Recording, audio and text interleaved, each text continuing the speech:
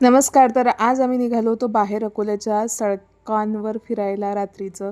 कारण उन्हाळा आहे, दिवसभर कुठेही जात नाही. म्हटलं चला रात्री थोडं फिरून यावं. आणि तुम्ही ऐकलंच असेल तर अकोल्यात नवीन झुडिओ लागलेला आहे. तर म्हटलं चला तिथे भेट देऊन यावी. तर तिथे आलो. तिथे आल्यानंतर इथे 199 रुपयात या चपला होता. फक्त याच इथे स्वस्त होत्या, बाकी काहीही नव्हतं. झुडिओचं नाव ऐकून होतं की खूप स्वस्त किमतीत काही काही मिळतं, पण काहीही स्वस्त नव्हतं.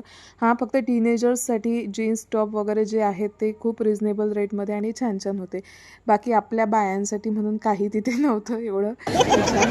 पण इथे आता या बायांचा आवाज ऐका.